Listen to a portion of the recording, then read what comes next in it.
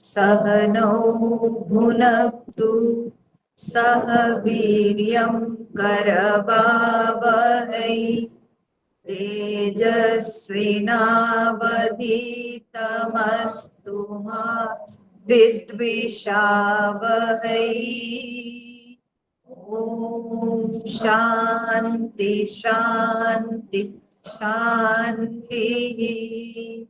नीलाम्बुजश्यामलकोमलाङ्गं सीतासमारोपितवामभागं पाणौ महासायकचारुचापं नमामि रामं रघुवंशनाथम् नमामि रामं रघुवंशनाथम् अतुलितबलधामं हेमशैलाभदेहं धनुजवनकृशानुं ज्ञानिनामग्रगण्यम् सकलगुणनिधानं वानराणामधीशम् रघुपतिप्रियभक्तं वातजातं नमामि रघुपतिप्रियभक्तं वातजातं नमामि।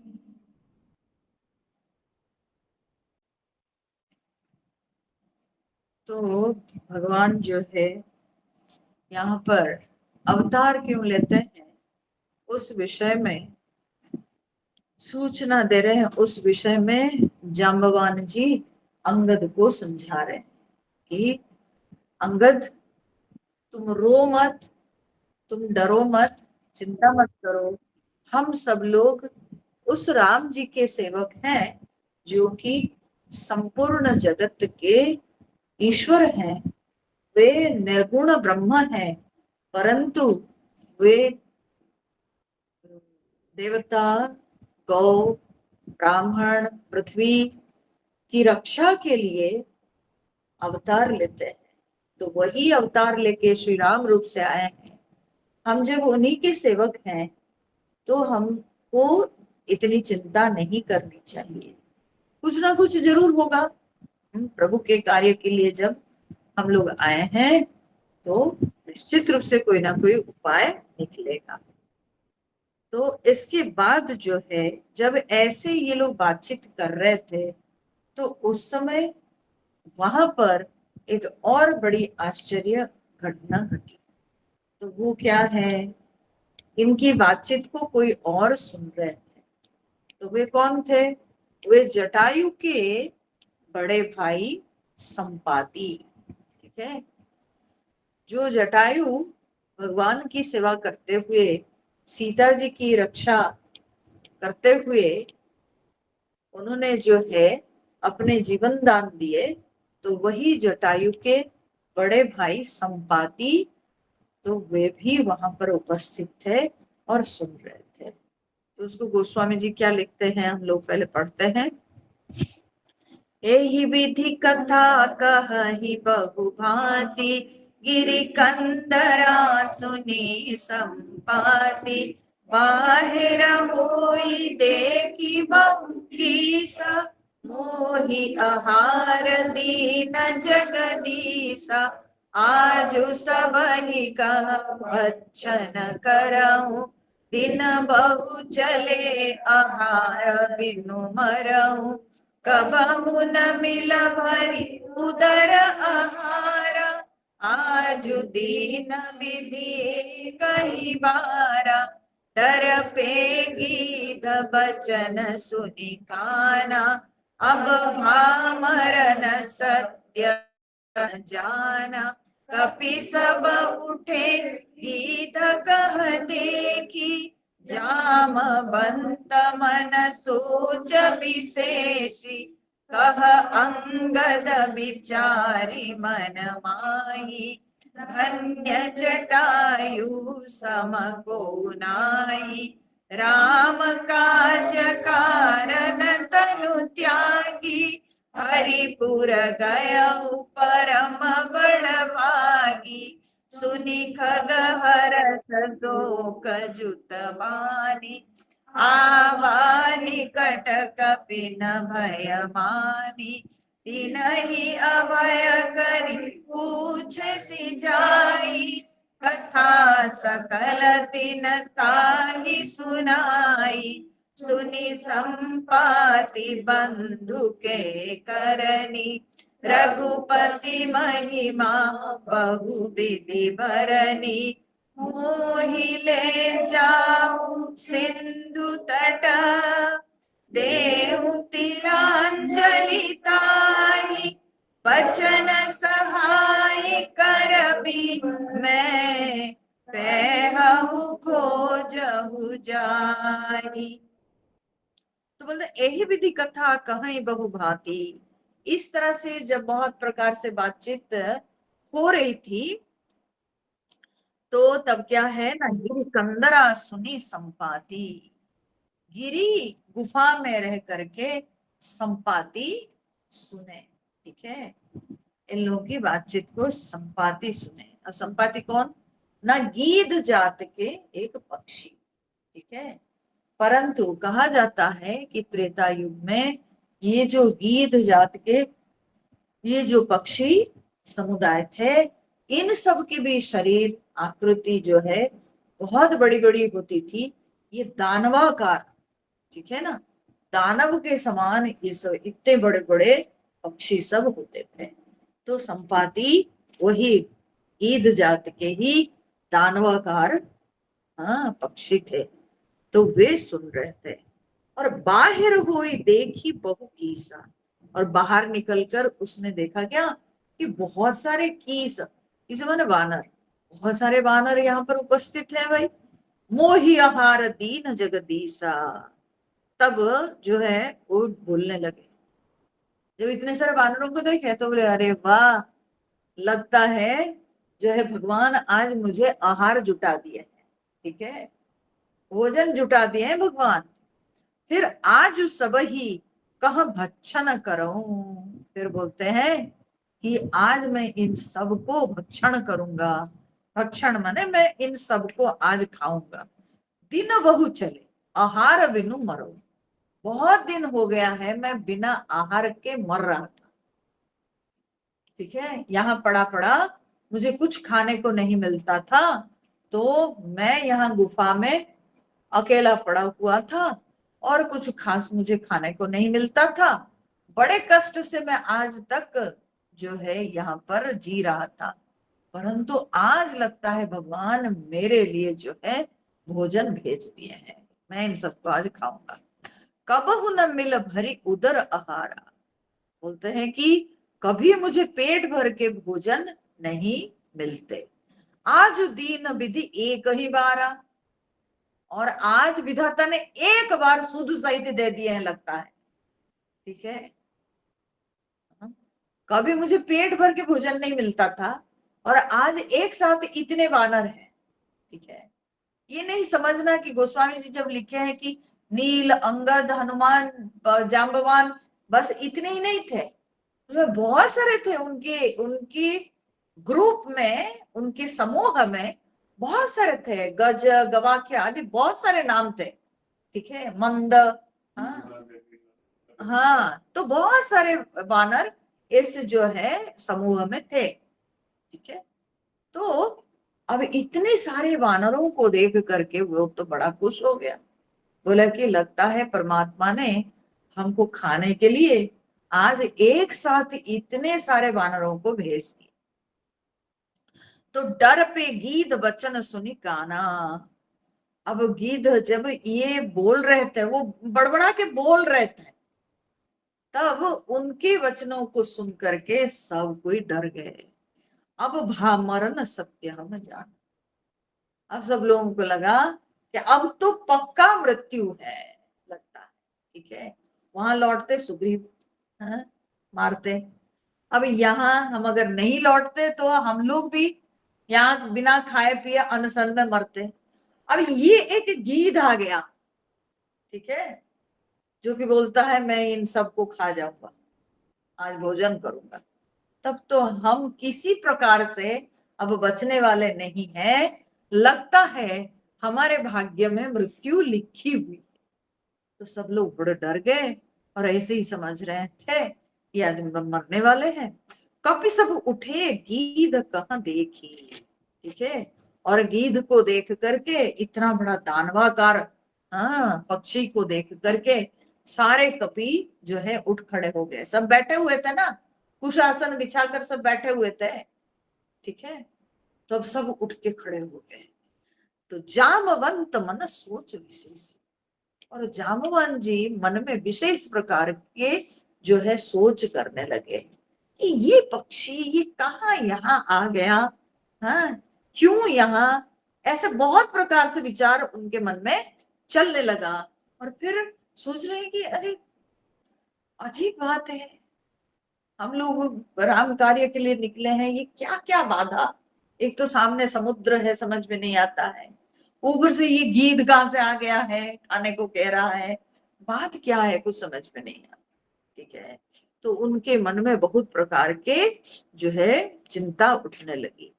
कहा अंगद विचारी मन माही, और अंगद ने मन में विचार कर कहा धन्य जटायु सम को नाही, क्योंकि अंगद को अभी तक जाम्बवान जी समझा रहे थे ना कि हम सब तो राम कार्य करने के लिए हैं, हम लोग श्री राम जी के सेवक हैं, ये कथा को सुन रहे थे अंगद जी अब तक। तो इसलिए अंगद जी के मुंह से निकल गया धन्य जटायु, हाँ, धन्य है जटायु, उनके समान कोई नहीं है, ऐसे उनके समान कोई सेवक नहीं है जो प्रभु के कार्य करते हुए अपना शरीर तक दे दिए, अपना प्राण दे दिए। हाँ, तो इसलिए क्या होता है कि यहाँ पर क्योंकि जामवान जी उनको राम जी की महिमा सुना रहे थे, और भक्त की कथा, भक्त के चरित्र भी जो है, माने क्या होता है भक्त का जीवन और भक्त की रक्षा कैसे प्रभु करते हैं, ये सारी बातें जब जाम्बवान जी उनको सुना रहे थे अंगद जी को, तो देखो अंगद जी के ऊपर यह सत्संग का प्रभाव पड़ा, सत्संग की महिमा और प्रभु की कृपा, ईश्वर की कृपा, ठीक है, भगवान की कृपा है इन सब के ऊपर, क्योंकि इन्हीं के द्वारा ही भगवत कार्य होना ही था।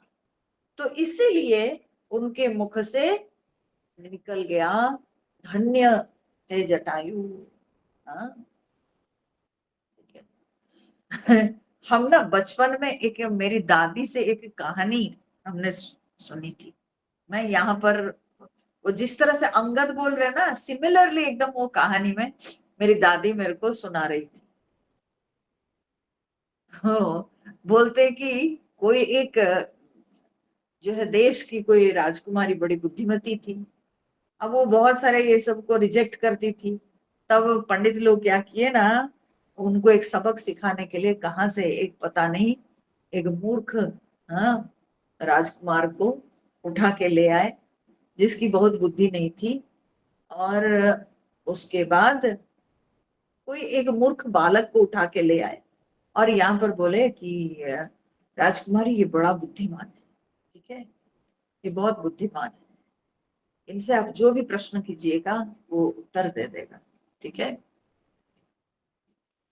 तो राजकुमारी क्या किए, एक संदूक मंगवाए और पूछे, सभा में पूछे इसको, ये युवक को, बताओ इसके अंदर क्या है, तुम्हारा तो बहुत ज्ञान है, अब तुम अपनी बुद्धि लगा तुम बताओ इसके अंदर क्या है। वो क्या जाने रहा मूर्ख। अब क्या है कि अब तो लगा कि मेरी मृत्यु तो सुनिश्चित है, बोले अगर नहीं बताओगे तो मारे जाओगे। तो वो सोचा अब तो मारे जाएंगे, अब क्या करें। और उसी समय जो है उसको याद आई बचपन में उसकी दादी उसको बड़े प्यार से जो है, वो जब छोटा था फुदक फुदक के खेलता था, तो उसकी दादी उसको प्यार से बुलाते थे मंडू को, मंडू को मतलब मेढक, ठीक है। तो उसको इतना डर लगा है, तो अब उसको अपने दादी के दिया हुआ नाम याद आ रहा है कि अरे मंडूक तू तो अभी गया, हाँ हाँ, ठीक है, तू तो अभी मरने वाला है, अरे मंडूक। तो वो जब बोला, राजकुमारी बड़ी खुश हो गई है, बोले खोलो खोलो संदूक खोलो। तो संदूक से निकला एक मेढक, ठीक है। अब वो उसके बाद जो है विवाह हो गया, और उसके बाद तो आप लोग जानते हैं क्या होता है ठीक है, मूर्ख के साथ विवाह हो गया। अब राजकुमारी हाय हाय कर रही थी, अब क्या कर सकती है, अपने भाग्य को निंदा करते हुए बस रही।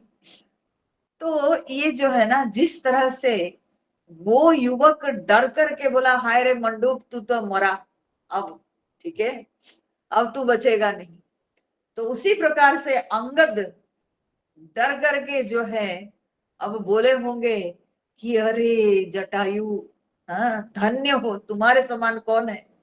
क्यों बोले होंगे अंगद ये बात, बोले इसीलिए कि जब वो गीध को देख रहे हैं सामने, संपाति गीध जाति का पक्षी है, और अंगद जानते हैं कि एक जटायु जो कि गीध जाति का थे, ठीक है, और उन्होंने भगवत कार्य करके शरीर जो है दान किए हैं। तो इसीलिए वो सोचे कि अगर हम एक गीध जाति के पक्षी के नाम जो कि जटायु है अगर हम लेंगे, हो सकता है ये गीध जो हमको खाने को, हाँ उतारू है, अभी हो सकता है कि ये थोड़ा शांत पड़ जाए। बुद्धि लगाए अंगद, ठीक है। तो इसीलिए बोले कि जटायु के समान कौन है, राम काज कारण तनु त्यागी, राम कार्य करने के लिए तो अपने शरीर छोड़कर हरिपुर गए परम बड़ भागी, वे परम बड़े भाग्यवान, वे जो है परम गति लाभ किए, वे भगवान के धाम प्राप्त किए। तो ये बात जैसे ही बोले अंगद, तो कहते सुनि खग हर्ष शोक जुत बानी, तब वो गीध संपाति हर्ष और शोक युक्त वाणी को सुन करके आवा निकट कपिन भय मानी, वो सारे वानरों के पास धीरे धीरे आने लगे, ठीक है।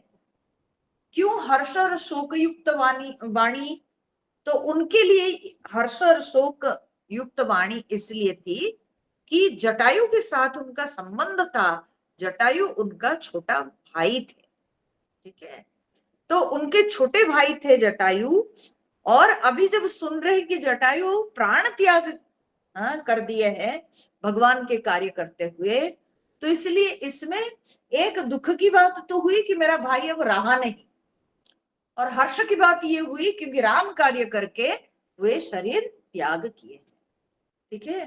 तो इसीलिए संपाति के लिए हर्ष और शोक युक्त वाणी हुई, अंगद जी की ये जो वाणी उनके लिए हर्ष और शोक से युक्त वाणी। तो तब वे जो है इस विषय में समझने के लिए वो निकट में आए, वानरों के निकट आए। जब आए सो वानर बहुत डर गए, भय मानी, ठीक है, डर गए, बोले ये हमारे पास क्यों आ रहा है, खाने के लिए आ रहा है, एक एक को नोच के खाएगा लगता है। तीनों अभय करी पूछ सी जाई, परंतु उन्होंने सबको जो है अभय प्रदान किए कि डरो मत, मैं तुम लोगों को अब खाने वाला नहीं हूं। काम कर गया अंगद जी के जो है सोच, ठीक है। अंगद जी जो विचार करके बोले थे, जटायु के नाम लिए थे, वो सचमुच में काम कर गया। तो इसलिए संपाति कहते हैं कि चिंता मत करो, डरो मत, मैं तुमको खाऊंगा नहीं, कथा सकल तिन्हता ही सुनाई। तब उन्होंने जो है जटायु के जब वृतांत उन्होंने पूछा, तब ये सारे जो वानर ये लोग जटायु के सारी बातें कह सुनाई। सुनी संपाति बंधु के करनी, रघुपति महिमा बहुविधि वरनी। जब अपने भ्राता के इतने सुंदर जो है चरित्र को उन्होंने सुना, तब वे बहुत प्रकार से राम जी की महिमा गान किए।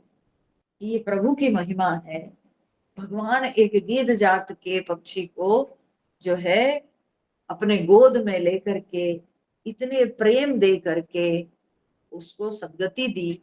ये जो है भगवान की महिमा है। ऐसे संपाति राम जी के यशगान करने लगे। मोहि ले जाहू सिंधु तट देऊ तिलांजलि ताहि। तब उन्होंने कहा आप लोग मुझे सिंधु तट माने समुद्र के तट पर ले जाओ, आप लोग मुझे समुद्र के तट पर ले जाओ। क्यों? देव तिलांजलि ताहि, मैं उसको तिलांजलि दूंगा। ठीक है। बचन सहाय कर भी मैं पैहु खोजहु जाहि। बोलते हैं कि इस सेवा के बदले तुम लोग मुझे समुद्र तट तक ले जाओ, मैं अपने भ्राता को तिलांजलि दूंगा, और इस सेवा के बदले मैं तुम लोगों की सहायता करूंगा। पैहु खोजहु जाहि, जिससे कि तुम लोग खोज कर सकते हो, खोज करके पाओगे। ठीक है। सीता जी की खोज करके तुम प्राप्त करोगे सीता जी को। ठीक है। तो ये बात उन्होंने कहा। अब यहाँ पर कुछ प्रश्न उठता है। वो प्रश्न क्या है ना, संपाति कहते हैं मैं तिलांजलि दूंगा अपने भाई को, तो बोले गीध जात में ये तिलांजलि की प्रथा है क्या?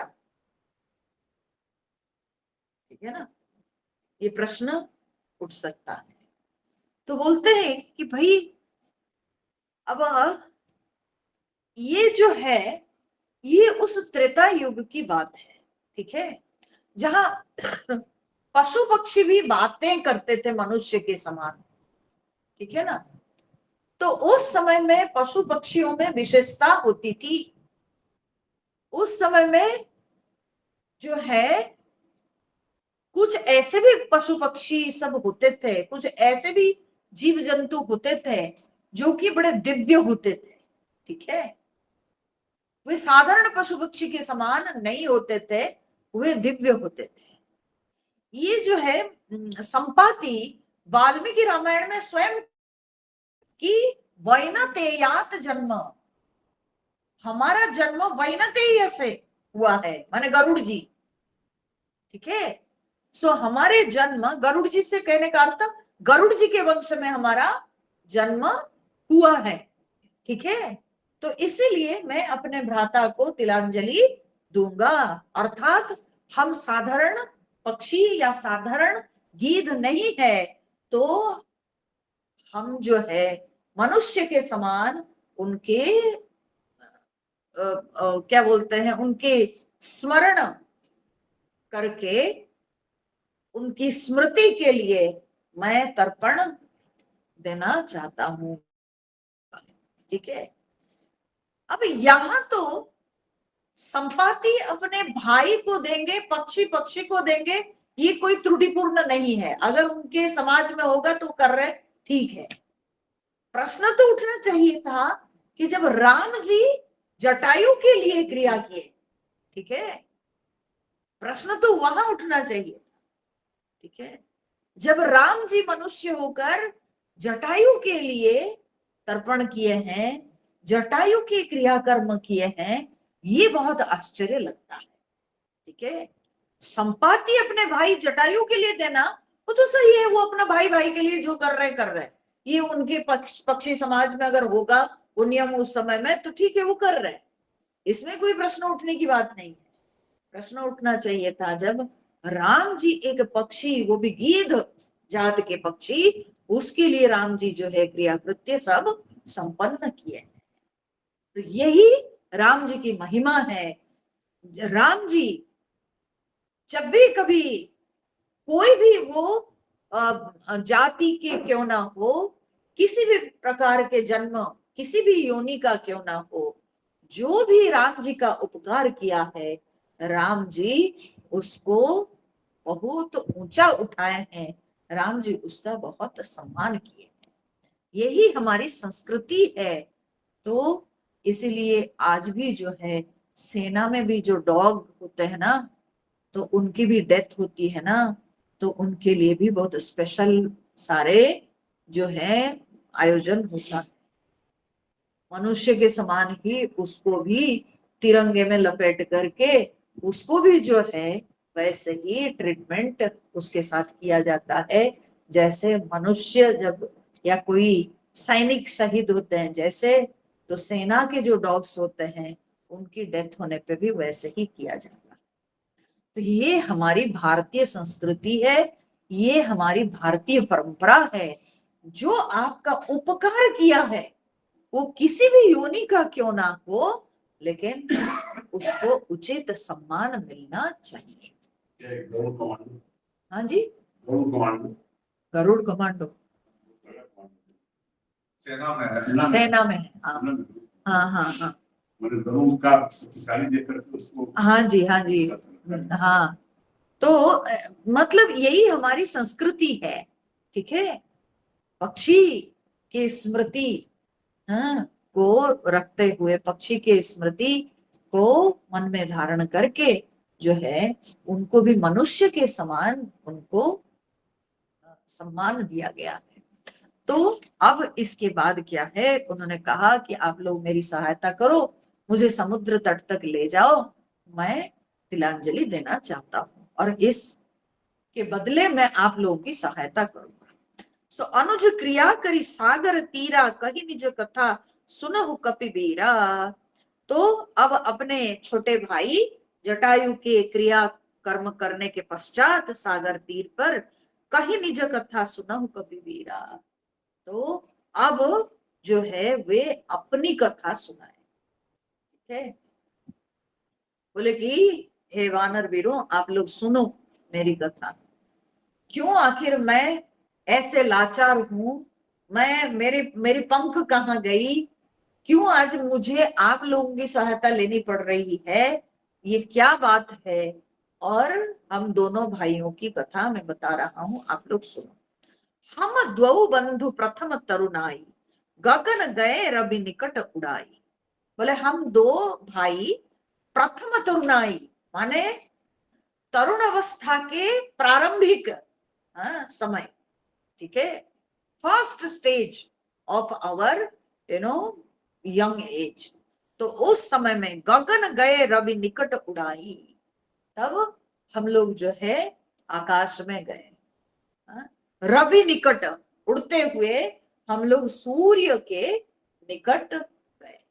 ठीक है, सूर्य के निकट गए। और उस समय हुआ क्या, न तेज न सही सक सो फिर आवा।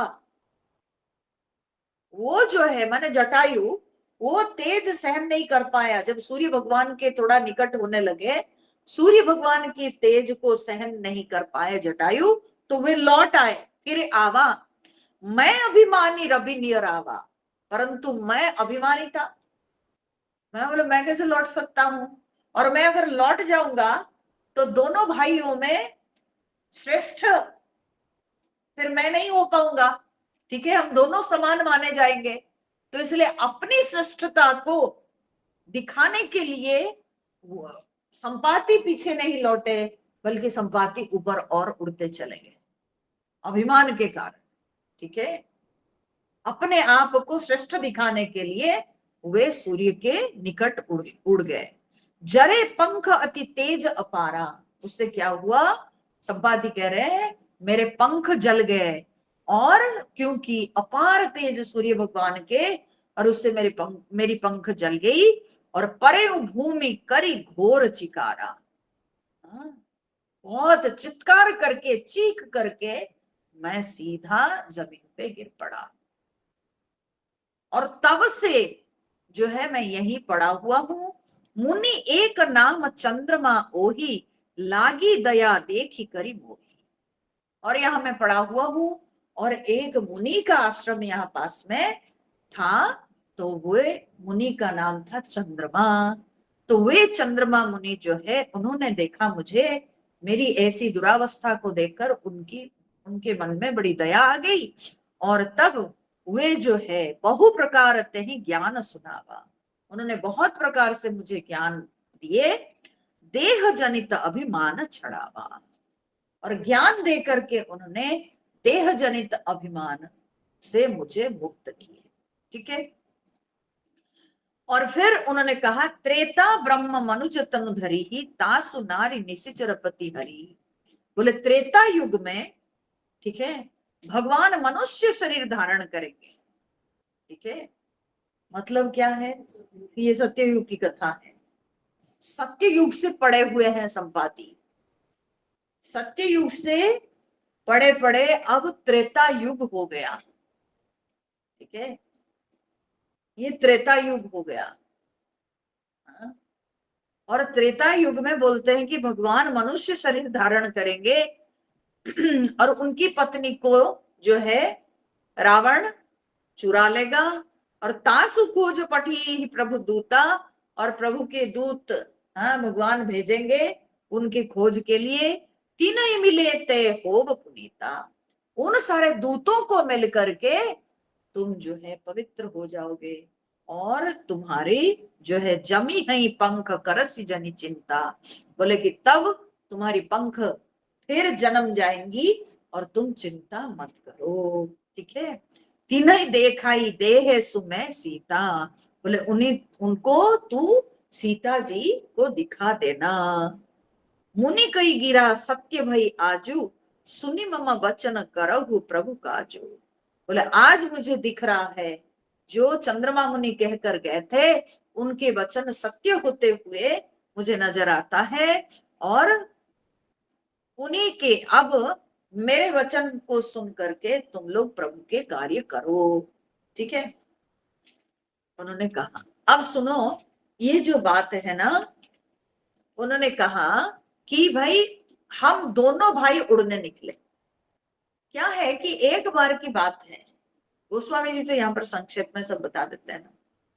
तो एक बार की बात है, ये दोनों भाइयों के मन में ये विचार आया कि भाई हम दोनों में से कौन ज्यादा ऊंचा उड़ सकता है। ठीक है, तो मुनि ऋषियों के समक्ष ये लोग जो है अब प्रतिज्ञा करके गए कि अब हम लोग जाएंगे तो एक लक्ष्य निर्धारित करना है ना। और वो लक्ष्य कौन सा? ना सीधा सूर्य मंडल। ठीक है, तो हम में से जो सूर्य मंडल तक पहुंच जाएगा वो श्रेष्ठ कहलाएगा। ठीक है, तो मुनि ऋषियों के सामने ऐसे कह करके बस उड़ना चालू किया। और जब उड़ना चालू किए तो तब हुआ क्या? जैसे जैसे सूर्य के निकट होते गए तो तेज बढ़ने लगा। तो तेज को जब महसूस किए जटायु, तो जटायु सीधा लौट आए, बोले नहीं बाबा मुझे जाना नहीं, बुद्धिमानी किए। ठीक है, तो अपना अभिमान उन्होंने नहीं दिखाया। अभिमान नहीं दिखाया, इसलिए प्रभु का दर्शन उनको प्राप्त हुआ। ठीक है, और संपाति अभिमान दिखाए।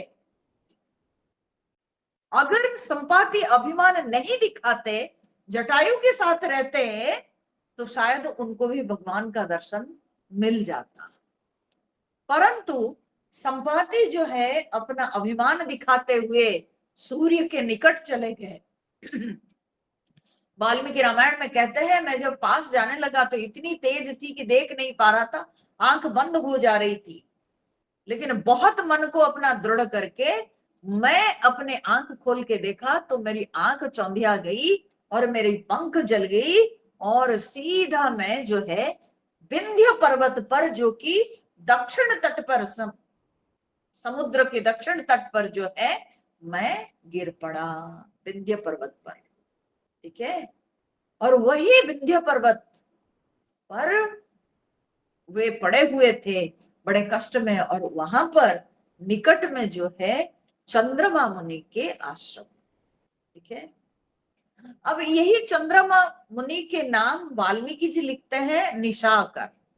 ठीक है, वाल्मीकि जी रामायण में लिखते हैं निशाकर। ठीक है, अध्यात्म रामायण में चंद्रमा मुनि। तो ये असलियत में वो चंद्रमा मुनि जो है वो अत्रि मुनि के ही पुत्र थे। और ये जो है अत्रेय भी कहीं कहीं कहा गया है, तो वही अत्रेय, निशाकर, चंद्रमा, ये एक ही है, अत्रि मुनि के पुत्र चंद्रमा। ठीक है, तो ये जो है वहां आश्रम में तपस्या कर रहे थे। अब देखो सूर्य तेज से तड़प के गिरे हैं, ठंडक उनको किन से मिलेगी? ना चंद्रमा से प्राप्त हो। ठीक है, जीव जब दिन के सूर्य के तेज से तड़प उठते हैं, जैसे अभी देखो गर्मी के समय, तो रात्रि में चंद्रमा के किरण में ही हमको ठंडक मिलती है। अब चंद्रमा मुनि संपाति को देखे ऐसे पड़ा हुआ छटपटा रहा था, पंख सब जल गई थी, तो तब उनको बड़ी दया आई और तब उन्होंने जो है उसकी सेवा की और उसके बाद वे इसको ज्ञान प्रदान किए। ठीक है, वे सब कुछ समझ गए कि अपने अभिमान के कारण ही आज जो है इतना कष्ट भोग रहा है। जो भी हो, अब जो होना था सो तो हो गया। तो महात्माओं के अंदर तो परहित की हमेशा भावना रहती है, तो इसीलिए चंद्रमा मुनि उसको ज्ञान दे करके उसके अंदर के देहाभिमान को दूर किए। क्यों? क्योंकि वो इतने अभिमान में था कि भाई मैं इतना बड़ा पक्षी हूं और मैं इतनी दूर तक उड़ सकता हूं, आज मेरी पंख नहीं, वो पड़ा पड़ा तड़प रहा है, उसकी अंदर दीनता आ गई थी। तो चंद्रमा मुनि उसको समझाए ज्ञान दे करके कि ये देह कोई काम का नहीं है, इस देह के प्रति तुम आसक्त मत हो, परमात्मा की स्मरण करो यही रह करके। चंद्रमा मुनि वाल्मीकि जी कहते हैं वहां पर, वाल्मीकि जी अपने रामायण में लिखते हैं, चंद्रमा मुनि ने उनको वहां पर कहा कि मैं चाहूंगा तो तुम्हारे पंख को दे सकता हूं, मैं यहाँ पर तुम्हारी पंख निकल आएगी। ठीक है, मैं अगर चाहूं, परंतु मैं वो नहीं करूंगा। चंद्रमा मुनि ने कहा कि मैं वो नहीं करूंगा। वो क्यों नहीं करूंगा? क्योंकि तुम यहीं पड़े रहोगे तो तुमसे बहुत बड़ा कार्य होने वाला है, और जब तुम वो महान कार्य करोगे तब तुम्हारी पंख निकल आएगी, तुम चिंता मत करो।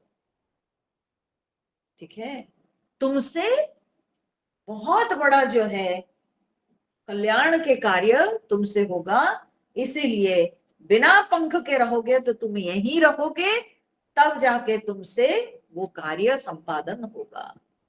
अगर मैं तुमको पंख दे दूंगा तो तुम उड़ जाओगे। ठीक है, तो तुम्हारा जीवन सार्थक नहीं होगा। तो इसीलिए तब तक तुम ये कष्ट उठाकर पड़े रहो, तुम्हारा जीवन उसी में सार्थक होगा। ठीक है, तो ये हुई उनकी तपस्या। ये अभिमान जो वे दिखाए थे, वो अभिमान से मुक्त होने के लिए उनको इतनी बड़ी तपस्या करनी पड़ी। बिना तपस्या के किसी का अभिमान कभी नष्ट नहीं होता है, तो उनको इतनी बड़ी तपस्या करनी पड़ी, इतने कष्ट के साथ उनको पड़ा रहना हुआ, और वहीं पड़े पड़े कष्ट के साथ ना वो वे उड़ पा रहे थे, ना खाद्य संग्रह कर पा रहे थे, तो वहीं उनको जो मिल जाता था तो उसी को खा करके, जो जीव उनके निकट आता था उसी को खा के वे वहीं पर पड़े रहे और इस समय का इंतजार करते रहे। और तभी चंद्रमा मुनि उनको बोले थे कि त्रेता युग जब होगा तब भगवान अवतार लेंगे और उनके दूत सब आएंगे, और तब जाके उनकी पत्नी की खोज तुम बता देना, पता बता देना, और उसी से तुम्हारी पंख निकल आएगी। ठीक है, वाल्मीकि रामायण में यह कहते हैं कि जैसे ही संपाति बोलने लगे कि मैं देख रहा हूं सीता जी कहां पर हैं, वे जैसे बोलने लगे, वो जैसे जैसे बोल रहे थे वैसे वैसे उनकी पंख निकल आ रही थी, उनका शरीर जो है सुंदर होने लगा था। ठीक है, तो यहां पर उन्होंने कहा कि ऐसे मुझे मुनि कहकर गए थे। अब देखो जटायु और इनको कैसे फल प्राप्त हुआ। ऐसे दोनों अपने जीवन को धन्य किए। ठीक है, एक ने तो जो है प्रभु का कार्य करके और प्रभु का दर्शन करके भगवान से, भगवान के द्वारा उनको मुक्ति मिल गई। ठीक है, दूसरे को भी मुक्ति मिली है, ऐसी बात नहीं कि संपाति को नहीं मिली। लेकिन संपाति को कैसे मिली? तो बोले मुनि के दिया हुआ ज्ञान से, उपदेश से। ठीक है, महात्मा का दिखाया हुआ मार्ग पर चलकर संपाति को जो है मुक्ति मिली। ठीक है, तो इसका अर्थ क्या है? मुक्ति या तो प्रभु दे सकते हैं, परमात्मा दे सकते हैं, नहीं तो महात्मा दे सकते हैं। तो जटायु को परमात्मा ने मुक्ति दी और संपाति को महात्मा ने मुक्ति दी। ठीक है, और महात्मा ने उनको तपस्या का मार्ग दिखाया। तपस्या के मार्ग दिखाकर उनके अंदर जो मल था, वो मल को दूर करने के लिए मार्ग उन्होंने बताया, और इसी से ही संपाति का कल्याण हुआ। और तब वे प्रभु के कार्य करके तब जाके उनकी मुक्ति हुई। तो तब उन्होंने यह सारी कथा को बताकर तब उन्होंने कहा कि गिरि त्रिकूट ऊपर बस लंका, तह रह रावण सहज असंका। बोले त्रिकुट पर्वत के ऊपर, ठीक है, लंकापुरी बसी हुई। बोलते ये त्रिकूट पर्वत जो कहा गया है, जैसे इसके नाम है तीन कूट, कूट मतलब शिखर, ये तीन शिखर वाला एक पर्वत था। ठीक है, तीन शिखर वाला एक पर्वत था, उसमें से एक शिखर पर लंकापुरी बसी हुई थी। ठीक है, एक शिखर पर लंकापुरी बसी हुई। दूसरा एक शिखर था जो कि कहते हैं कि जहां पर सीता जी के अशोक वाटिका थी। ठीक है, वो पर्वत ऐसा था जिसकी तीन चोटियां थी। ठीक है, तो एक चोटी पर लंकापुरी बसी हुई थी और एक चोटी पर अशोक वन था जहां पर सीता जी रह रही थी। ठीक है, तो वो देख पा रहे हैं, बोले कि गिरि त्रिकूट ऊपर बस लंका, तह रह रावण सहज असंका। और वहां पर रावण माने स्वाभाविक रूप से वो भय रहित होके रह रहा। क्यों? क्योंकि भाई पूरा पर्वत के ऊपर रह रहा है, कौन पहुंचेगा, और चारों तरफ समुद्र है। ठीक है, तो निडर होके रावण रहता है। तह अशोक उपवन जह रही, तो बोलते वहां पर एक अशोक नाम की बगीचा है। ठीक है, और उसमें सीता बैठी सोच रत अहई। बोले इस समय वहां सीता जी रहती है और वो बहुत शोक मग्न है।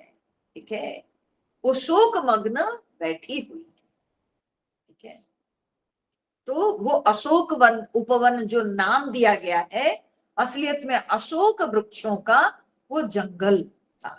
ठीक है, पूरी तरह से वो जो शिखर था वो पूरी तरह से अशोक वृक्षों से भरा था। अशोक वृक्षों का वो एक बगीचा था। ठीक है, उसी अशोक वृक्ष की बगीचा में ही सीता जी शोक मग्न बैठी हुई है, जो कि यहां से रुद्रराज संपाति देख पा रहे हैं। ठीक है, क्योंकि गीध की दृष्टि बहुत दूर है। ठीक है, बोला जाता है गगन में, ये वाल्मीकि रामायण में बड़ा सुंदर उन्होंने वर्णन भी किया है सब। बोलते कि सबसे नीचे रहते हैं ये कबूतर जात के पक्षी। ठीक है, और उनसे ऊपर जो है वो तरह तरह के सब पक्षियों का नाम लिया गया है। ठीक है, क्रौंच ये सब है। हाँ? और उनसे ऊपर जो है वो सब होते हैं चील। ठीक है, और उनसे ऊपर होते हैं गीध, और गीध से ऊपर गरुड़ उड़ते हैं। तो ऐसे जो है ना सबके आकाश मार्ग में गमन करने के मैंने कितने ऊंचाई में उड़ने वाले, कौन पक्षी कितने ऊंचाई पे उड़ते हैं, और सबसे ऊंचा उड़ने वाले माने गरुड़ के नीचे गीध है। ठीक है, गरुड़ के नीचे गीध है, गीध के नीचे बाज, बाज के नीचे चील, चील के नीचे क्रौंच, क्रौंच के नीचे जो है और जो है कुछ कुछ है कबूतर आदि, ये सब पक्षी, ऐसे पक्षियों की पूरा श्रेणी दी गई है और कौन कितनी दूर तक उड़ते हैं। और उसमें वे बताते हैं संपाति कि हम गीध जात के पक्षी सबसे ऊंचा उड़ते हैं, इसलिए हम बहुत दूर तक देख सकते हैं। तो मैं देख पा रहा हूँ कि सीता जी अभी अशोक वाटिका में शोकमग्न बैठी हुई है। तो मैं देखूं तुम नाही गीध दृष्टि अपार, मैं देख पा रहा हूं, तुम लोग नहीं देख सकते हो, क्योंकि गीध की दृष्टि अपार है। ठीक है, दूर तक गीध देख सकता है। बूढ़ भयऊ न तक करते हूं कछुक सहाय तुम्हार, अब तो मैं वृद्ध हो गया, क्योंकि सत्य युग से मैं पड़ा हुआ हूं यहाँ पर। ठीक है, अब तो मैं बूढ़ा हो गया हूं, नहीं तो मैं कुछ ना कुछ सहायता भी आप लोगों की कर लेता। ठीक है, पर अब मेरे से कुछ हो नहीं सकता है विशेष, परंतु मैं केवल इतना आप लोगों को मैं अपनी दृष्टि से देखकर इतनी सहायता कर रहा हूं कि मैं सीता जी को देख लिया। जो नागरी सत जो जन सागर करई सो राम काज मति आगर, तो जो ये 100 योजन के सागर, हाँ, जो पार कर सकता है, जो लांग सकता है, और जो बड़े अग्रबुद्धि है, मति आगर, जो अग्रबुद्धि है, जो बड़ा बुद्धिमान है, वही राम जी के कार्य करेगा। ठीक है, तो उन्होंने क्या कहा, 2 चीजें बताई। बोले कि जो ये 100 योजन समुद्र को लांग सकता है, ठीक है, 100 योजन समुद्र को लांघने के लिए बल चाहिए। ठीक है, समुद्र के ऊपर उड़ के जाना, उसके लिए बहुत बल चाहिए। ठीक है, तो बहुत पराक्रम चाहिए। तो जो पराक्रमी होगा शरीर से, और बुद्धि आगर, ठीक है, और जिसके पास बुद्धि के भी पराक्रम है, सो शरीर से भी पराक्रमी, बुद्धि से भी पराक्रमी, दोनों चाहिए। क्यों? क्योंकि वो जो है राक्षसों की पुरी है लंकापुरी, वहां से जा करके लौटना इतना आसान नहीं, वहां बुद्धि से काम लेना होगा। तो इसलिए शरीर के बल के साथ साथ बुद्धि के बल की भी आवश्यकता है। तो जिसके पास ये दोनों है वही राम जी के कार्य को कर सकता है। मोहि बिलो की धरहु मन धीरा, राम कृपा कस भयउ शरीरा। तो उन्होंने कहा कि डरो मत ये बात को सुनकर के कि ये समुद्र को लांग के जाना, फिर सीता जी की खोज लेना, सीता जी को देख के आना, तो इसको लेके चिंता मत करो, डरो मत, मुझे देख करके धैर्य धारण करो। मुझे देख के धैर्य धारण करो कि कब से मैं सत्ययुग से बिना पंख के पड़ा हुआ था, आज मेरा भी तो कल्याण हुआ ना। और देखो कैसे शरीर से मैं कैसे बन गया, अर्थात उनके पंख निकल आई। ठीक है, तो कहते हैं राम कृपा कस भयो शरीरा, देखो कैसे मेरे शरीर हो गया, अर्थात मेरा शरीर अब कितना अच्छा हो गया, देखो राम जी की कृपा के कारण। तो आप लोग जब राम जी के सेवक हो तो राम की कृपा आप पर भी होगी, तो निश्चित रूप से आप लोग ये कार्य को कर पाओगे। पापियों जाकर नाम सुमिरहि, अति अपार भव सागर तरही। संपाति जी कहते हैं कि जब पापी राम नाम लेता है और वो राम नाम स्मरण करने से वो भवसागर को तर जाता है, तो तासु दूत तुम तजिक दराई, राम हृदय धरी करो हो पाए। और आप लोग तो भगवान के दूत हो। जब पापी भगवान के नाम लेकर के संसार सागर को पार कर जाते हैं, तो ये सागर कौन सी बड़ी चीज है। ठीक है, ये सागर कौन सा बड़ा आपके लिए बंधन है, आप तो उनके दूत हो, इसलिए चिंता मत करो, राम जी को हृदय में धारण करो, और हृदय में धारण करके कुछ उपाय करो, हो जाएगा। अस कही गरुड़ गीध जब गयो, तिन के मन अति विस्मय भयो।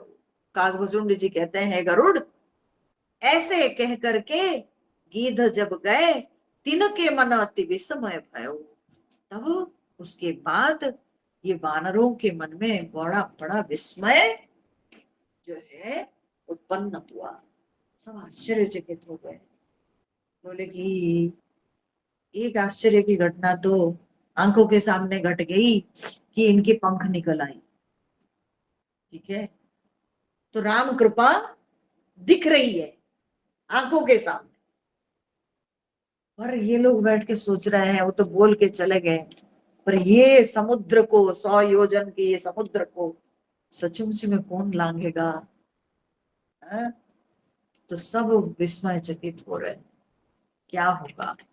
किसी के मुंह से कुछ नहीं निकल रहा है। ठीक है, लेकिन यहाँ पर ना वाल्मीकि रामायण में अंगद जी सबको झाड़ लगाए।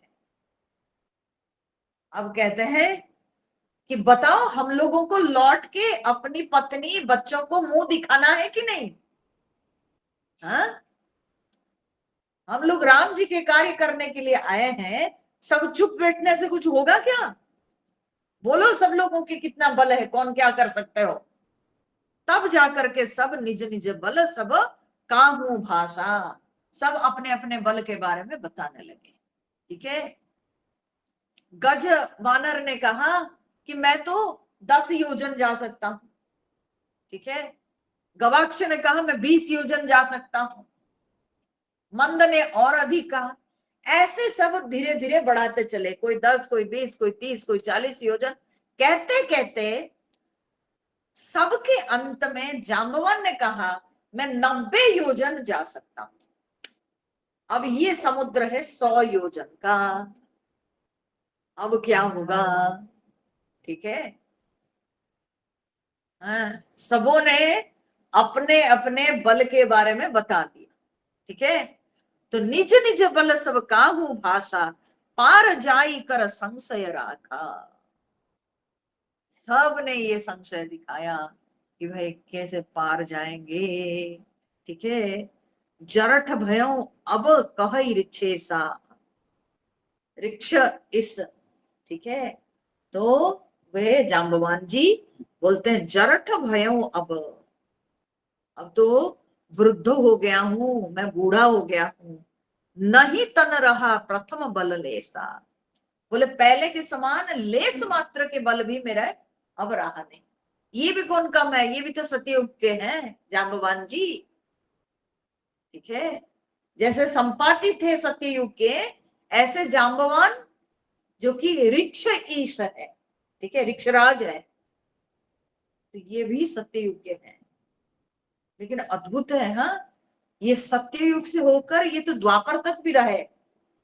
जाम्बवान के बेटी है जाम्बवती, जिनको श्री कृष्ण भगवान के साथ विवाह हुआ है, और वो भी कब तक? आप सोचो, श्री कृष्णावतार मतलब द्वापर युग के अंत तक। सोचिए ना, समंतक मणि को लेकर के युद्ध हुआ है, अब सोचिए तो कितने जाम्बवान की आयु रही है ना? नहीं पता नहीं है, लेकिन जाम्बवान शायद ये है ना, अमर है ना, शायद जाम्बवान अमर है ना? हाँ, जाम्बवान अमर है ना, चिरंजीवी है ना शायद।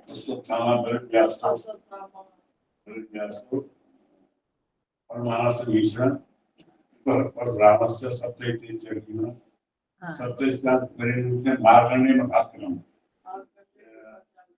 स्मरण नामी जीएम वर्ष कंपेयर। हाँ, तो जाम्बवान के तो नाम नहीं आता उसमें, उन 8 अमर इसमें जाम्बवान का नाम तो नहीं आता। तो क्या जाम्बवान द्वापर युग में समाप्त तो हो गए? हो सकता है, ठीक है, जो भी हो, लेकिन जाम्बवान की आयु तो बड़ी लंबी रही है ना। तो कहते हैं कि अब मैं बूढ़ा हो गया हूं, अब मेरे शरीर में तो जितना पहले बल होता था तो लेश मात्र भी बल नहीं रहा।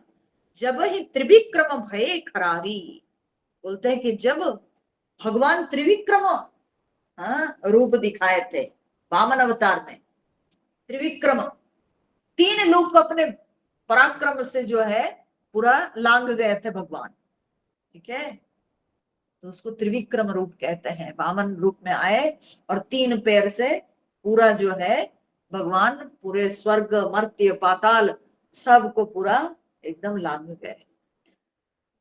तो तब जब भगवान त्रिविक्रम रूप हाँ बने थे, तब मैं तरुण रहे हूं बल भारी। तब मैं तरुण था और बड़ा मेरा भारी बल था तब। और बलि बांधत प्रभु बाढ़े, और बलि को बांधने के लिए भगवान जब बढ़ते चले गए, ठीक है, सुतनु वर्णि न जाई, भगवान के वो शरीर का वर्णन नहीं कर सकते हैं। तो भगवान के जो वामन अवतार ये सत्य युग में हुआ था, ठीक है। और बोलते हैं कि जब भगवान त्रिविक्रम रूप लेकर के बढ़ते गए, उसको वर्णन नहीं कर सकते हैं। और उस समय मेरी करामत क्या, बोले कि उभय घड़ी महदीनी 7 प्रदक्षिण दाई। बोलते हैं कि मैं 2 घड़ी में, मात्र 2 घड़ी में मैं 7 प्रदक्षिणा भगवान के वो रूप का कर लिया था, ठीक है। 7 बार प्रदक्षिणा में उस समय कर ली थी, मात्र 2 घड़ी में, ठीक है। तो इतना बल मेरा था, भगवान के उस विशाल रूप की प्रदक्षिणा में कर ली थी। तो अंगद कही जाऊं मैं पारा, जिया संशय कछु फिरती बारा। तो मतलब जाम्बवान जो है नकार दिए, बोले अब तो मैं बूढ़ा हो गया हूं, और मैं मात्र, यहाँ तो दिए नहीं, वाल्मीकि रामायण में कहते मैं मात्र अब 90 योजन तक जा सकता। 100 योजन का समुद्र है, 90 योजन जाने से तो काम नहीं बनेगा, बीच समुद्र में गिर के फिर मरेंगे, है ना। तो इसलिए काम नहीं बनेगा। अब जो सब लोगों ने कहा, तो अंगद भी कहते हैं कि अंगद कहूं जाऊं मैं पारा, जिया संशय कछु फिरती बारा, ठीक है। बोलते अंगद कहते हैं मैं चला जाऊंगा, मैं लांग सकता हूं, ठीक है। एक अंगद हुए सब में, जो कि बोले कि मैं पूरा समुद्र लांग सकता हूं, ये 100 योजन का समुद्र में लांग सकता हूं। परंतु जिया संशय, मेरे हृदय में संशय है कि क्या मैं लौट के आ पाऊंगा। क्यों नहीं लौट पाएंगे, इसका कारण क्या है। जाने में तो कंफर्म है, पर लौटने में मैं कंफर्म नहीं। क्यों नहीं है, उसका कारण है कि अंगद अभी युवक है, ठीक है ना। लंकापुरी में बहुत रूपवती स्त्रियां हैं, ठीक है। तो इसलिए वे अपने संशय दिखा रहे हैं, मैं जाऊंगा पर लौट के आऊंगा कि नहीं कहना मुश्किल है, मैं फंस जाऊंगा। अगर किसी स्त्री के चक्कर में फंस जाऊंगा तो लौट नहीं पाऊंगा, और वो माया नगरी है, ठीक है। तो ये कहना बड़ा कठिन है। दूसरा कारण यह भी हो सकता है कि बाली और रावण मित्र थे, ठीक है, दोनों मित्र थे। तो उस मित्रता के तहत रावण अगर प्रीति बंधन से बांध दे अंगद को, तो फिर अंगद लौटेंगे कैसे, फिर राम जी का कार्य कैसे होगा। तो वहीं रुक जाएंगे कुछ दिन तो, है ना। तो इसीलिए उन्होंने कहा मैं चला तो जाऊंगा पर लौटना मेरे लिए कठिन है। तीसरा एक बड़ा सुंदर कारण भी विद्वानों ने दिया, बोले कि जाते समय तो सीता जी है शक्ति स्वरूपिणी, सीता जी उधर है, ठीक है। तो शक्ति मेरे सामने रहेगी और मैं उनकी तरफ आकर्षित होकर चला जाऊंगा, ठीक है। तो शक्ति स्वरूपिणी सीता जी की ओर मैं जा सकता हूं, परंतु जब मैं लौटूंगा तो मैं विमुख होऊंगा सीता जी से। तो विमुख होकर के शक्ति स्वरूपा सीता जी के विमुख होकर मैं लौट पाऊंगा कि नहीं, ये कहना बड़ा कठिन है, ठीक है ना। शक्ति के उन्मुख होकर मैं जा सकता हूं, पर विमुख होकर मैं लौट पाऊंगा? ठीक है, तो इसलिए ये बड़ी कठिन बात। बोले हनुमान जी के साथ भी तो ये लागू होता है ना, हनुमान जी भी तो गए और विमुख होके फिर लौटे कि नहीं। लेकिन हनुमान जी के अंदर प्रभु राम जी के प्रति इतनी प्रीति है, और भगवान राम जी खुद आशीर्वाद दिए हैं और अपने मुद्रिका दिए हैं, तो इसलिए शक्ति स्वरूपा सीता जी के भी आशीर्वाद उनको प्राप्त हुआ है। इसीलिए यद्यपि हनुमान जी को भी सीता जी से विमुख होकर लौटना पड़ा है, परंतु उसमें उनका आशीर्वाद भी साथ था। ठीक है, इधर से राम जी के आशीर्वाद लेके गए और उधर से सीता जी के आशीर्वाद प्राप्त करके लौटे, तो इसीलिए हनुमान जी के ऊपर वो लागू नहीं होता है, दूसरों के ऊपर होता है। और अंगद को ये बोलना क्यों पड़ा? अंगद इसीलिए क्योंकि वो देख रहे हैं हनुमान जी कुछ बोल ही नहीं रहे हैं। ये तो सबको पता है कि हनुमान जी ही जाएंगे, क्योंकि हनुमान जी को मुद्रिका मिली है, पर क्योंकि हनुमान जी कुछ बोल नहीं रहे हैं, वो ध्यान मग्न है कहीं बैठ के। सब लोग दर्भ आसन बिछा के ये किए थे ना, तो हनुमान जी ध्यान मग्न हो गए हैं तब से, वो बैठ के प्रभु की चिंतन कर रहे हैं। तो क्योंकि हनुमान जी अब तक कुछ नहीं बोले हैं, तो इसीलिए सब जब अपने अपने बल करामत बता रहे हैं, तो तब अंगद जी अपने विषय में बताए। अगर हनुमान जी बोल दिए होते अब तक, तब अंगद तक बात आती नहीं। ठीक है, लेकिन हनुमान जी तो अपने ध्यानस्थ है, कुछ बोले नहीं है, तो इसलिए अंगद अपने बात बताए, बोले कि जा तो सकता हूं, परंतु आऊंगा कि नहीं पता नहीं। परंतु जब अंगद ने ये अपनी बात रखी, तब जांबवान ने उनको रोका, बोले नहीं नहीं, आप जा नहीं सकते हैं, आपको हम लोग भेजेंगे भी नहीं। जामवंत का तुम सब लायक, पठय किमी सब ही कर नायक। तो बोलते हैं कि हमको पता है आप हर प्रकार से योग्य हो, आप जा सकते हो, परंतु हम लोग कैसे आपको भेजेंगे, क्योंकि आप सबके नायक हो, आप सबके नायक हो, आप युवराज हो, आप इस समूह के जो है आप नेता हो। ठीक है, तो दूत रहते हुए नेता कैसे जाएंगे? क्यों जाएंगे? जब हम सब दूत आपके संग है, तो इसलिए ये कार्य को दूत सबको करना चाहिए, आपको नहीं। आप नायक हैं तो हमको हमेशा प्रेरणा प्रदान करेंगे, तो इसलिए आपको हम लोग लंकापुरी में नहीं भेजेंगे। तो इसलिए अंगद की बात तो अब गई, और सब कोई जा नहीं सकते हैं, तो अब रहे कौन? एक हनुमान जी बचे, और हनुमान जी तो चुपचाप बैठे हुए हैं अपना ध्यान मुद्रा में। तो कहि रीछपति सुनु हनुमाना, का चुप साधे रहे हो बलवाना। तब जामवान जी उनको समझाए, बोलते हैं कि हे हनुमान सुनिए, आप क्यों चुप बैठे हुए हो? हाँ, इतने बलवान होकर के आप क्यों चुप साधे साधे हुए हो? तो पवन तनय बल पवन समाना, आप पवन कुमार हैं, आप पवन पुत्र हैं, तो पवन के समान आपके पास भी बल है, तो इसलिए बल में कोई शंका नहीं, तो आपके पास उतना बल है। बुद्धि विवेक विज्ञान निधाना, और फिर बुद्धि विवेक में तो आपके समान कौन हो सकता है, आप तो बुद्धि विवेक के भंडार हो। ठीक है, तो पवन पुत्र होने के नाते आपके पास पवन के समान बल है, और उड़ने में पवन की सहायता बहुत जरूरी है ना। पीछे से हवा चलेगी तो आराम से जो है गति सहज हो जाएगी, तो आप पवन पुत्र होने के नाते आपके पिता आपकी सहायता भी करेंगे,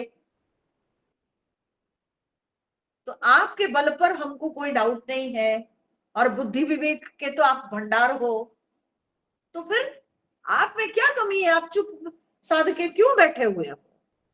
तो बोलते हैं कवन सो काज कठिन जग माही, कौन ऐसे कार्य जगत में जो आपके लिए कठिन है, जो नहीं होई तात तुम पाई। हे प्रिय हनुमान जी, ऐसे कौन सा कार्य है जो आपके लिए कठिन है, जो आपसे नहीं हो सकता है। दुनिया में कोई कार्य ऐसा नहीं जो आपसे नहीं हो सकता है। राम काज लगी तब अवतारा, सुनत ही भयो पर्वताकारा। तब जाम्बवान जी कहते हैं राम जी के कार्य के लिए ही तो आपको आपका अवतार हुआ है। ये बात सुनते ही हनुमान जी एकदम पर्वताकार हो गए। तो बोले तब तक क्यों पर्वताकार नहीं हो रहे थे, अब क्यों हो गए, है ना। तो हनुमान जी अब तक क्यों नहीं हो रहे थे। बोले देखो, दो बातें हैं। हनुमान जी ऐसे हैं कि वे कभी भी अपने बल को प्रकट नहीं करते हैं, कभी अपना अभिमान नहीं दिखाते। हम लोगों ने इस बात का विचार भी कल भी किए हैं, है ना।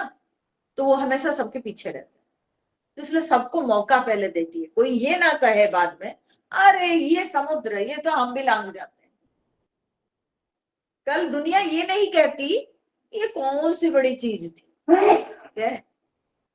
वानर लोग ये ना कहे कि हम लोग भी तो कर सकते थे। तो इसलिए वे चुप बैठे हुए थे, मौका दिए सबको बोलने के लिए कि बोलो अपने अपने बताओ पहले, उसके बाद मैं तो हूं ही, ठीक है। हाँ? तो इसलिए सबको बोलने का मौका उन्होंने, अपने अभिमान कभी दिखाते नहीं हनुमान जी।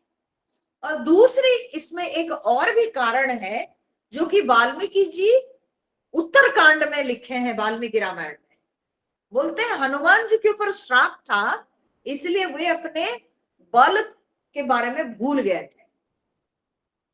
बोले उनको श्राप किसका मिला था, तो बोले कि ऋषियों का उनको अभिशाप मिला था। क्यों ना, जब वे छोटे थे तो वे जब सूर्य भगवान को पकड़ने गए और इंद्र ने उनको मारा, ठीक है, और उसी समय जो है बोले कि सारे देवता लोग उनको वर दिए थे, ठीक है ना। तो इतने सारे वर प्राप्त करके वे महाबलवान हो गए। अब थे तो छोटे वानर है तो थोड़े चंचल थे, ठीक है ना। तो खेलते कूदते मुनि ऋषियों के जो है यज्ञ सामग्री कभी फेंक देते थे, कभी उनके कमंडल कहीं लेके फेंक देते थे, ऐसे कुछ कुछ हरकत करते थे। तो उससे मुनि ऋषि लोग बोले कि अच्छा, तुमको क्योंकि सबका वर मिला हुआ है इसीलिए तुम हम लोगों को तंग करते हो, तुम निडर हो गए हो, तो अब आज से तुम अपने बल को भूल जाओगे, ठीक है। तुमको ये जो वर सब मिला है देवताओं का, तुम अपने बल भूल जाओगे, ठीक है। तुम बल भूल जाओगे और समय आएगा जब राम जी के कार्य करने के लिए जब समय आएगा तभी जा करके तुमको अपने बल की याद आएगी, तुम भूल जाओ। और तब से हनुमान जी भूल गए थे अपने बल के बारे में, वे क्या कर सकते हैं। और जैसे ही सुने, अभी जब जाम्बवान जी उनको याद कर दिए कि राम जी के कार्य के लिए आपका अवतार हुआ है, आखिर आप क्यों अवतार लिए हो, ठीक है। अब देखो, राम काज लगी तब अवतारा, आप अवतार ही हो, ठीक है। आप अवतार लिए हो, आप शिव जी के एकादश रुद्र हो, आप आए हो ये वानर रूप क्यों लिए हो, आप भगवान के कार्य के लिए ही आप वानर रूप लिए हो। तो आप क्यों चुप बैठे हो, आप में तो असीम शक्ति है, अनंत शक्ति है। आप पवन के अंश हो, आप सूर्य, आप शिव जी के अंश हो, आप क्यों चुप बैठे हो, आपसे कौन सा कार्य है जो कि असंभव है। तो जब ये बात की याद दिला दी उन्होंने, जाम्बवान ने, सुनत ही भय पर्वताकारा, ये सुन करके वे पर्वत के आकार धारण किए। कनक वर्ण तन तेज विराजा, तब उनका शरीर कनक वर्ण, एकदम सुनहरा रंग का उनका शरीर था और बहुत तेज से उनके शरीर से बहुत तेज निकल रहा था, तेज से वे सुशोभित थे। मानहु अपर गिरि न कर राजा, उनको देख के ऐसे लगता था जैसे कि वे और एक गिरियों के राजा, ठीक है, और एक गिरियों के राजा सुमेरु, ठीक है, पर्वतों का राजा है सुमेरु, तो बोले ये जैसे कि दूसरा सुमेरु है, इतना बड़ा रूप ले ली। सिंहनाद करी 12 लीलहि नागहु जल निधि खारा। अब सिंहनाद करके बार बार वे जो है ऐसे बोलने लगे, बोलते कि मैं तो खेल खेल में लीला में ही खेल खेल में मैं तो समुद्र को अब पार कर जाऊंगा, लांग सकता हूं। सहित सहाय रावण ही मारी, और मैं सहायकों सहित रावण को मारकर आनऊ यहाँ त्रिकूट उपारी। बोले कि मैं तो त्रिकूट को सीधा उखाड़ करके यहां ला सकता हूं। जामवंत मैं पूछूं तो ही उचित सिखावन दीज हूं। हे जामवान, तुम अब मेरे को शिक्षा दो, मुझे बताओ मेरे लिए उचित क्या है। मैं कर तो सब सकता हूँ, मैं सीता जी को क्या देख के आऊं, मैं सीधा त्रिकूट पर्वत को उखाड़ के ला सकता हूं, मैं रावण को मार सकता हूं, ठीक है, तो बताओ मेरे लिए उचित क्या है, आप बताओ। एतना करहु तात तुम जाई, सीत ही देखी कहो सुधी आई। जाम्बवान जब देखे कि ये तो विशाल पर्वत के रूप ले चुके हैं, तब जाम्बवान बोले कि हे प्रिय हनुमान जी, आप बस इतना ही कीजिए, इससे अधिक करने की जरूरत नहीं है, बस आप इतना ही कीजिए, सीता जी को देख करके आ करके उनके खबर बताओ, ठीक है, कहू सुधी आई, आ करके उनकी खबर आप बताओ। बस सीता जी को देखिए, आंखों से देख लेने पे, अब तक तो गीध ने बताया है, लेकिन आंखों से देख के आप आ जाओगे तब लगेगा कि हाँ हम सीता जी की खोज लेके लौटे, है ना। तो इसलिए आप इतना ही करो। तब निज भुज बल राजीव नैना, कौतुक लागी संग कपि सेना। और आप आके बताओगे सीता जी को देखकर, तब भगवान राम जी अपने भुज बल से कौतुक लागी संग कपि सेना, भगवान सीता जी को ले आ सकते हैं, लेकिन कौतुक के लिए, ठीक है, भगवान भी अपने लीला करते हुए कपि सेना वानर सेना को ले करके, नहीं तो भगवान तो अपने भुजाबल से सीता जी को ले आ सकते हैं, परंतु भगवान भी अवतार लिए हैं, है ना। तो भगवान भी जो ये वानर सेना प्रस्तुत की है, तो इनको भी थोड़ा श्रेय देने के लिए, भगवान भी अपने भक्तों को श्रेय देते हैं ना, तो इसलिए भगवान भी जो है खेल के लिए वानरों की सेना साथ लेंगे, और कपि सेना संग संघार निशिचर, राम सीत ही आनी है। और वानरों के सैन्य को संग में लेकर, साथ लेकर भगवान निशिचरों को संहार के राम जी सीता जी को ले आएंगे, और त्रैलोक पावन सुजसु सुरमुनि नारद आदि बखानी है।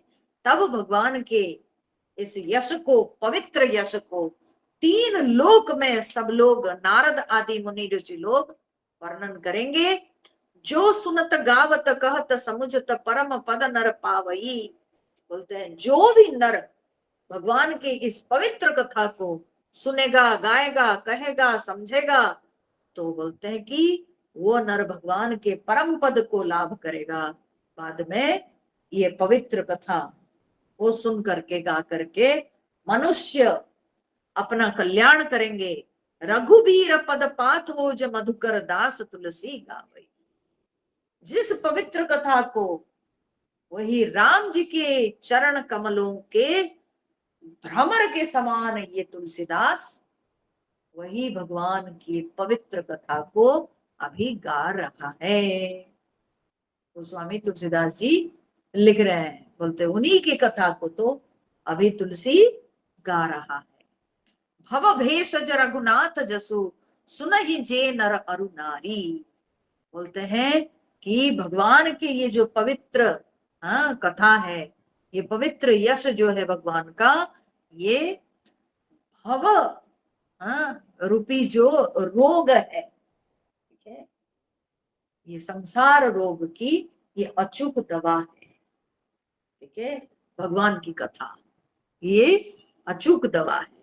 और इसको सुन ही जे नर अरु नारी, जो इस कथा को नर नारी जो भी हो, जो इसको श्रवण करेगा, तिन कर सकल मनोरथ सिद्ध करहि त्रिशिरारी। भगवान राम जी उनके सब प्रकार के मनोरथ को सिद्ध करेंगे। नीलोत्पल तन तन श्याम काम कोटि शोभा अधिक, सुनियता सुगुण ग्राम जासु नाम अघ खग अधिक।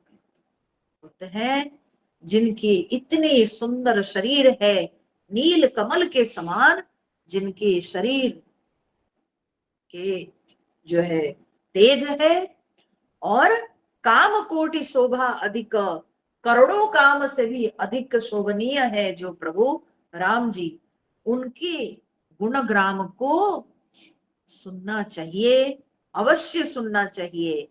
क्योंकि जासु नाम अघ खग अधिक, क्योंकि जिनके नाम भगवान के जो है बोलते हैं कि अघ खग, पाप रूपी पक्षी के लिए व्याध के समान है। बधिक, पाप रूपी पक्षी के लिए व्याध के समान जिस जो भगवान का नाम है, वो भगवान के पवित्र यश को सुनना चाहिए। ठीक है, तो ऐसे गोस्वामी जी वर्णन करके इसी के साथ किष्किंधा कांड को यहीं पर समाप्त करते हैं। इति श्रीमद् रामचरितमानसे सकल कलि कलुष विध्वंसने चतुर्थः सोपानः समाप्तः, किष्किंधा कांड समाप्त। तो इसी के साथ किष्किंधा कांड समाप्त होता है।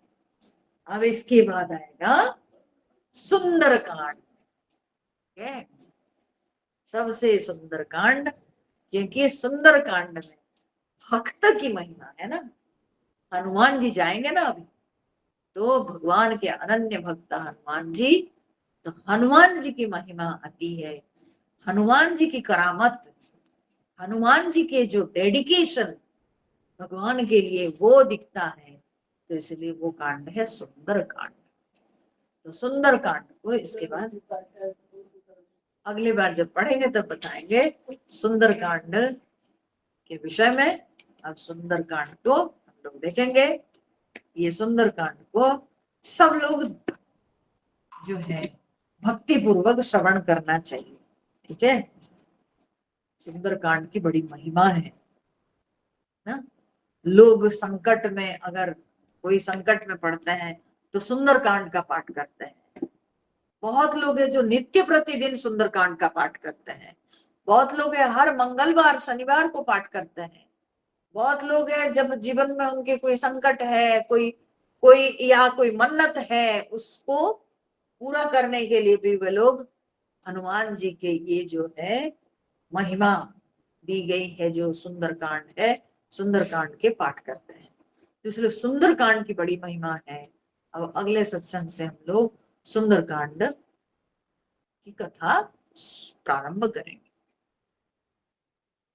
धन्यवाद सभी। हरिओम नारायण।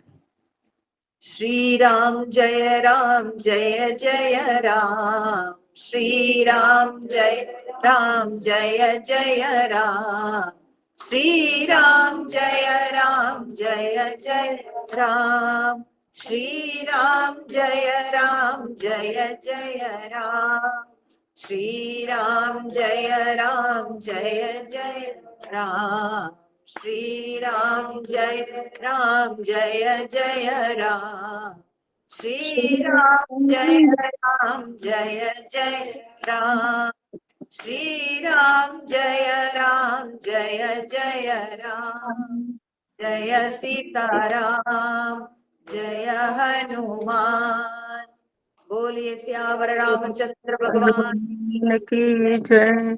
पवन सुत हनुमान की जय। उमापति महादेव की जय। बोलो भाई सब सब संतन की की जय। जय। ओम पूर्ण